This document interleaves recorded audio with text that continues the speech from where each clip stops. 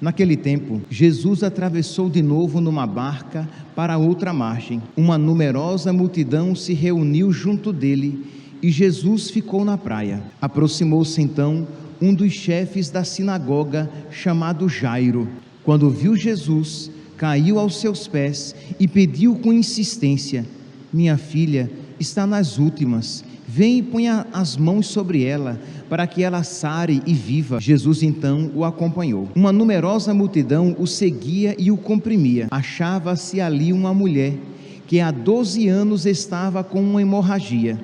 Tinha sofrido nas mãos de muitos médicos, gastou tudo o que possuía e, em vez de melhorar, piorava cada vez mais. Tendo ouvido falar de Jesus, aproximou-se dele por detrás, no meio da multidão, e tocou na sua roupa. Ela pensava: se eu ao menos tocar na roupa dele, ficarei curada. A hemorragia parou imediatamente e a mulher sentiu dentro de si que estava curada da doença. Jesus logo percebeu que uma força tinha saído dele e, voltando-se no meio da multidão, perguntou: quem tocou na minha roupa? Os discípulos disseram: estás vendo a multidão que te comprime e ainda perguntas quem me tocou? Ele, porém, olhava ao redor para ver quem havia feito aquilo. A mulher, cheia de medo e tremendo, percebendo o que lhe havia acontecido, veio e caiu aos pés de Jesus e contou-lhe toda a verdade. Ele lhe disse: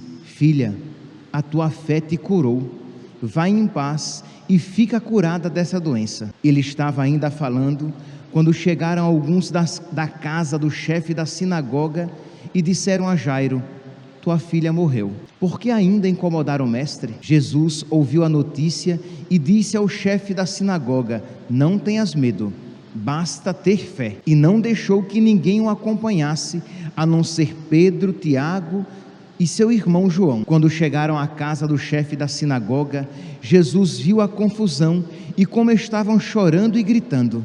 Então ele entrou e disse: por que essa confusão e esse choro? A criança não morreu, mas está dormindo. Começaram então a caçoar dele. Mas ele mandou que todos saíssem, menos o pai e a mãe da menina, e os 3 discípulos que o acompanhavam. Depois entraram no quarto onde estava a criança.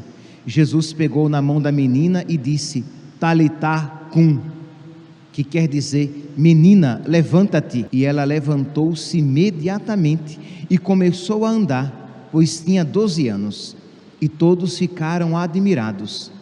Ele recomendou com insistência que ninguém ficasse sabendo daquilo e mandou dar de comer a menina. Nós precisamos pedir a nosso Senhor que Ele nos ensine a sofrer, porque, meus irmãos, eu não sei não, aqui é uma ironia, tá?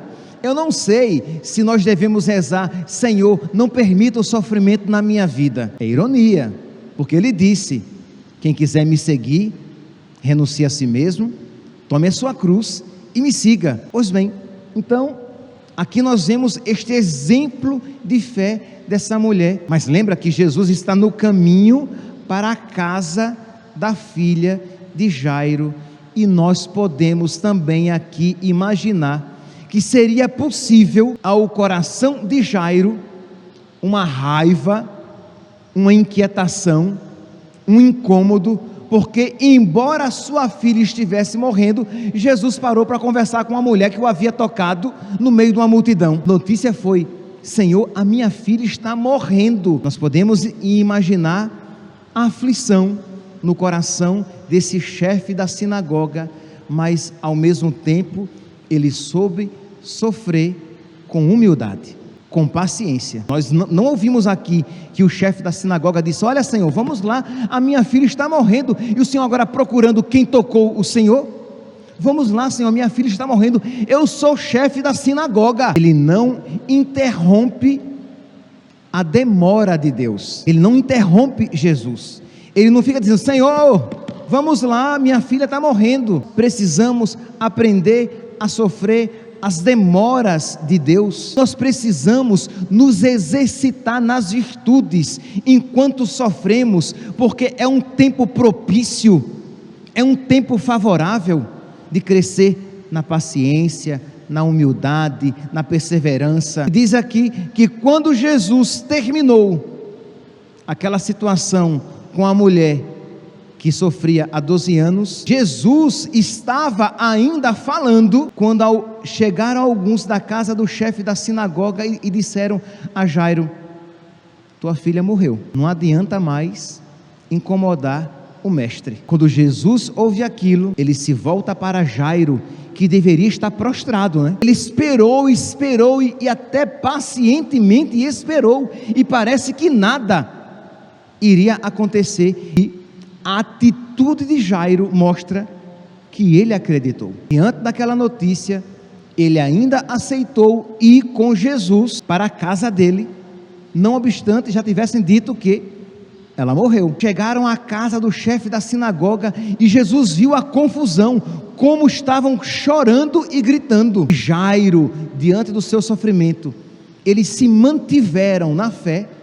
Nós também iremos encontrar aqui pessoas que estão entregues ao sofrimento, ao desespero, e dele não querem sair. Depois, Jesus pegou na mão da menina morta. Imagine aqui a cena, imagine o coração do pai e da mãe, vendo aquela cena. Jesus diz: menina, levanta-te. E a menina se levanta, se põe a andar, e Jesus diz que dei a ela de comer. Meus irmãos, e com isso termino. Nós teremos tribulações, dificuldades, nós passaremos por vales escuros, como diz o Salmo do Bom Pastor, ou por vale de lágrimas, como rezamos na Salve Rainha do terço.